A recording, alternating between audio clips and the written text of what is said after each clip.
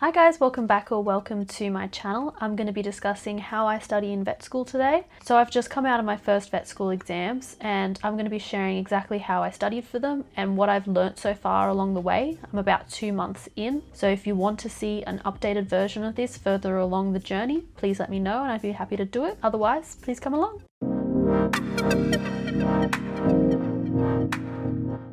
Now, I think the number one thing is definitely to organize yourself. And I'm not saying you need a fancy app to do this. It can be Apple Calendar, it can be Google Calendar, anything you want to use. But organizing yourself out so you know that you'll cover every single piece of content before the exam does really help, or at least the content that you want to cover before the exam. I will say that I personally do use Notion, and I know a lot of other people use Notion as well. I primarily use it just to write down exactly what I want done during the week, and I really like that I can check things off because there's something satisfying about finishing something and being able to check it off.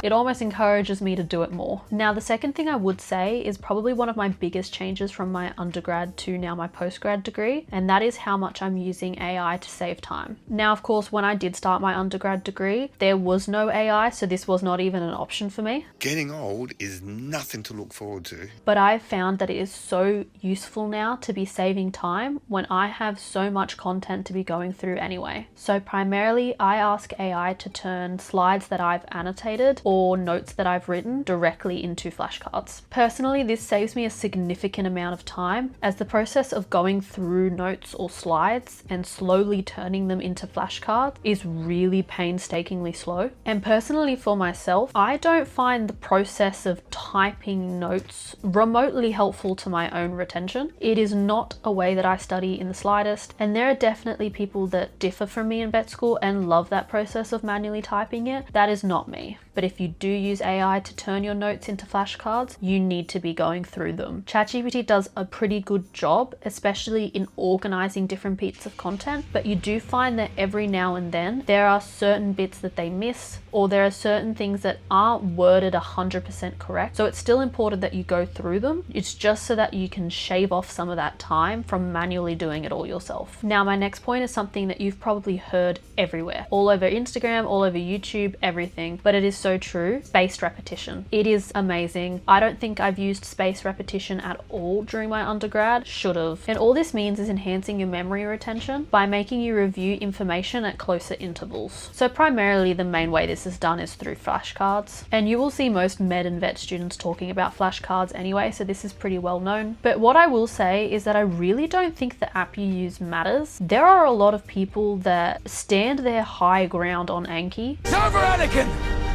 I have the high ground! I personally don't see the difference between a majority of them. I use RevNote because I like that I can make flashcards within flashcards. People use Quizlet. I don't think it matters as long as there's a spaced repetition to it. But what I will say is that if you use spaced repetition, the main thing that you really need to be doing alongside this is maintaining consistency. Spaced repetition unfortunately won't work unless you're consistently going through your flashcards and studying. Now, this is personally what I do that I have found really helped me when it came to studying for my exams, but I committed to doing half an hour of flashcards per subject per day. So that would max out at 2 hours of study per day. However, I will say that I leant towards half an hour for my 2 really content heavy subjects, and then my other 2 subjects that don't have as much content, I probably did more like 20 minutes and dropping to 15 minutes even with some. Now, I do think it's important to say I've never studied this hard in my life, but it has 100% helped my long-term retention. And when I got to exam time, I did not have to focus anywhere near as much as I normally would for my first few weeks of content because I had already gone over them so much every single day. Now, I will add on to say, as much as I'm saying half an hour every day,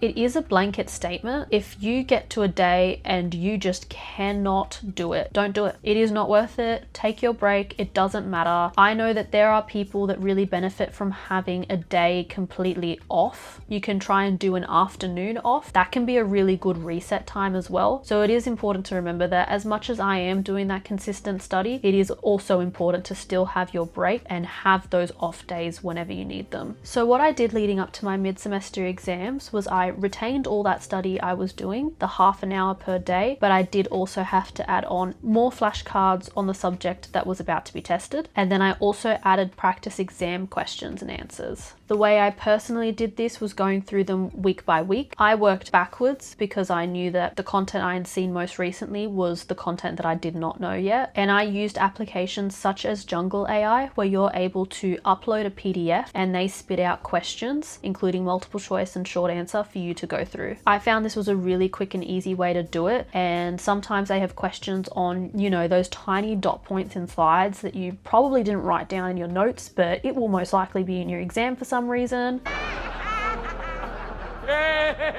And it's also really good at identifying what all your weak topics are, and it shows you your average mark for all of them, so you can look through and go, week 4, that's my bad week. And then after that you can put a bit more focus onto that specifically. And then just some more general tips. Always go to your practicals, and this might go without saying because most of our practicals are mandatory anyway and they take attendance, but if you don't have attendance for things, go anyway, because getting hands-on, holding all the different bones in anatomy, doing your dissections where you go through all the layers of muscle, you go through all of your abdomen layers, everything. It is so helpful to physically see it so that when you're studying, you've actually got a picture in your head of exactly what it is. And finally, I did just want to quickly say that, of course, throughout all this study, even if you're going crazy in the middle of your exam season, still go outside, have your breaks, and have your fun and have your hobbies and interests, because it is so much easier to study when you're interested in the content and you're not completely burnt out. Keep your studying to certain times. I find a Pomodoro timer works amazing, where you have to work 25 minutes, 5-minute break. It is a lot easier to convince yourself to do 25 minutes than saying, I'm going to sit down for 4 hours. And once you've done those 25 minutes, it's a lot easier to convince yourself to keep going. You would be amazed how much that helps you along the way. But that's it. That's all the advice I had for now. Once again, I'd be more than happy to make an update video as I go along through vet school to see if anything has changed, as I'm sure it will. Please let me know down below how you study. Please like and subscribe. I'll be posting every single Sunday, so join along if you're interested in vet school content like this. And if you want to see more frequent updates, I do also have an Instagram at becomingdoctalia. But that's it. Thank you so much, everyone. Bye.